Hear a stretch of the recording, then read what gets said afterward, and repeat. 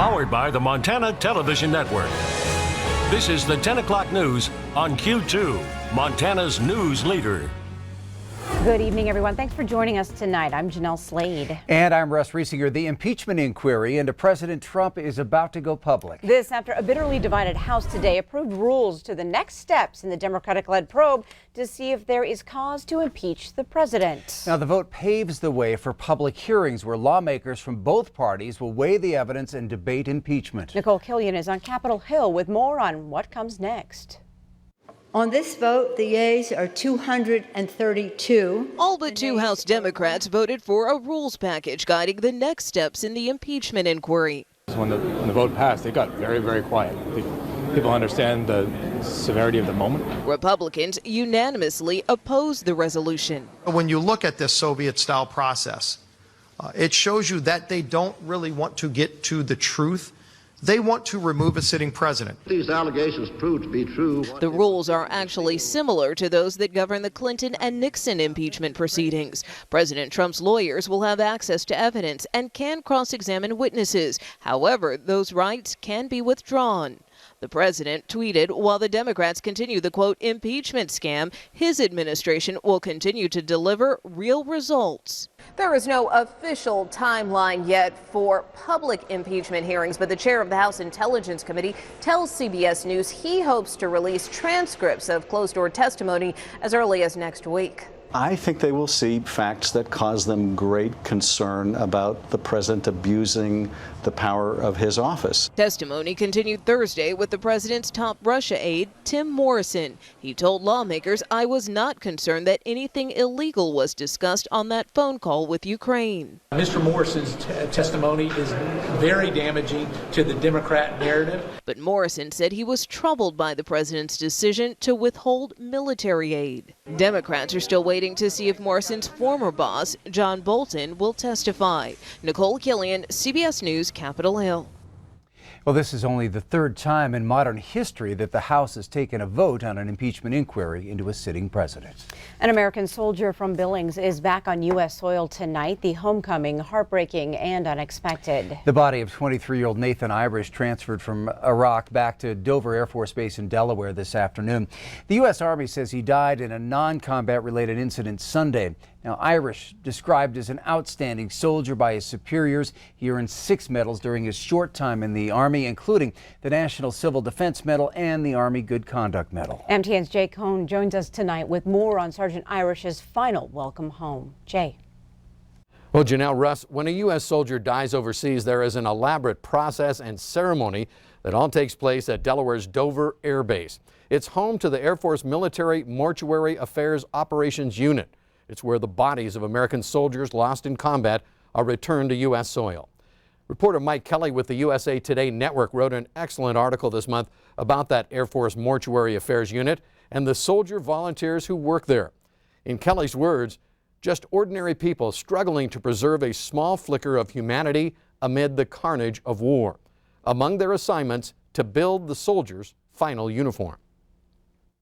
The soldiers who work in the uniform shop want to get it right, and they work very, very hard on making sure that all of the various medals and insignias that a soldier might have been awarded during his or her career are all in place and all accurate. And as I pointed out in my story, there's no room for mistakes here. This is the final journey for any soldier who's killed. Many of them said to me that this is like one of the greatest honors they could ever have in their career in the military, which really struck me because we often think of military folks as wanting to, serve overseas on the front lines, something important like that.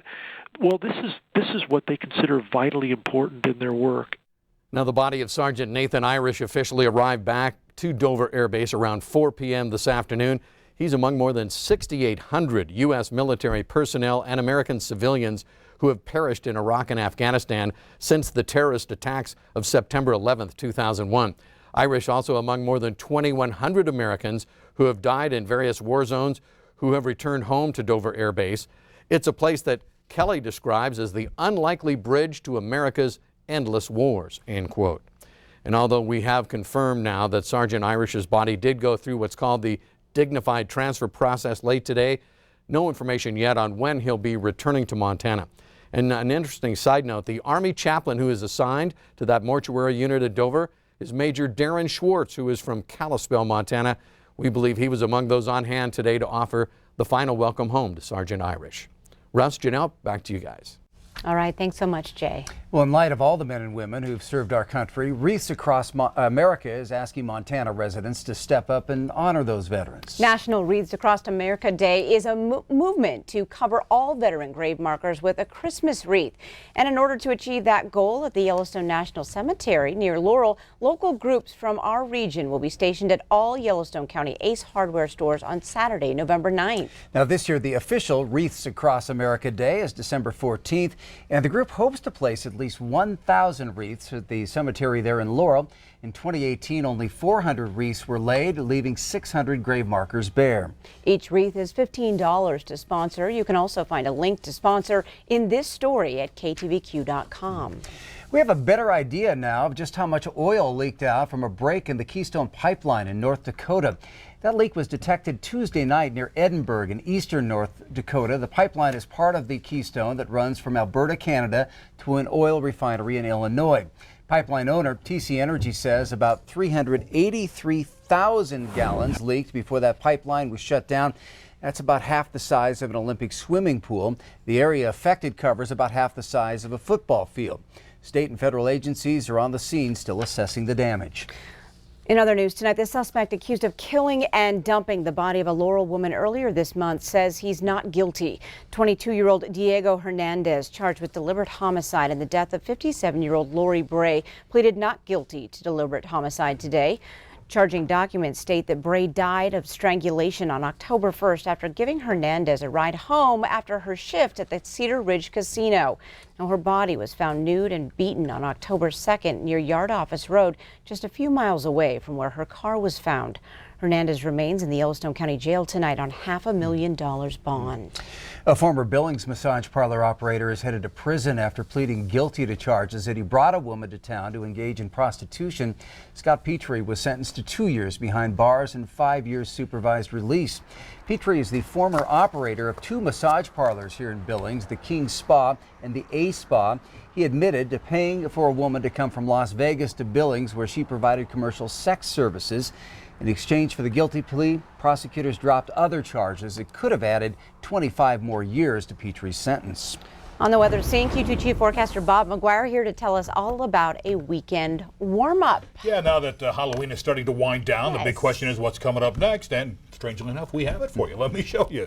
Here's what we have. Your Billings weekend starts tomorrow, all right? Friday is going to be mostly sunny. We're hoping to get up to 41 degrees. I say hoping because we were supposed to get up to 41 today, but it just didn't quite make it. Didn't have enough sunshine to do that today. We are expecting more sunny skies moving in tomorrow, so that could pump us up to 41. Then on Saturday, 46 degrees, partly sunny skies, a little warmer. And of course, that night we turn the clocks back because we return to standard time. Then you'll notice on Sunday we get up to 47 degrees, but then late that night there's an 80% chance of rain or rain mixing with snow, and then that's the beginning of what could be an expanded snow event coming our way. We could see maybe up to almost half a foot of snow moving in by the time the middle part of the week gets here. We'll have more about that coming up in a few more minutes.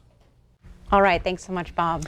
Well, trick-or-treaters wearing every kind of costume imaginable hit at least one part of Billings in force tonight. Take a look. And then we have a cupcake and a cookie monster. Cupcake, a cookie monster. Happy Halloween! The excitement centers on Clark Avenue between Division and 5th Street West, but many join the fun a couple blocks in all directions. The tradition goes back more than a quarter century. Now, children of all ages came out for the trick-or-treat tradition. We don't know the exact numbers, but some neighbors living there on Clark say they were prepared with as many as 10,000 pieces of candy. And I bet they use them all up. Well, for those aiming for a little more daylight and a little less chill, the fun was had in downtown Billings this afternoon. Q2's Rob Griggs channeled his inner child and sweet tooth to check out the cutest part of Halloween. Are you a dinosaur?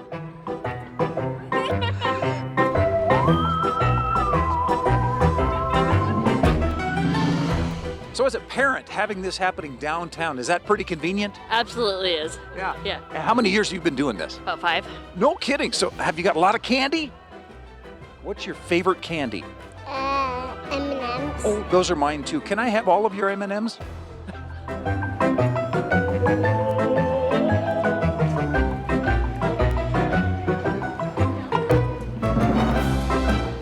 I think that having everyone be able to walk inside the different businesses, see all the different locations that are participating, it kind of makes you a little more comfy downtown. You see all the law firms and the restaurants and the retail all participating.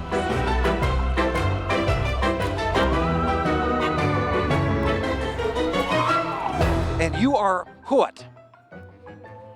Aladdin. Aladdin. That's Jasmine. Jasmine. Are you Princess Jasmine? Yeah. Are you cold? Yeah. You know what I'm dressed up as? Yeah. Bob McGuire. Yeah. Well, with over 60 businesses in downtown Billings participating in the annual Trick or Treat, this is a great, safe option for families to bring their kids during the daytime. Now, this evening, we need to be extra careful on those side streets and in the neighborhoods. We'll have little trick-or-treaters running all over the place. Let's make sure they have a safe evening. In Billings, Rob Griggs, MTN News. All right. Thanks so much, Rob. Well, coming up on tonight's 10 o'clock news, for some women, awaiting the results of a mammogram might not be the hardest part. It's the hidden charges that come with it.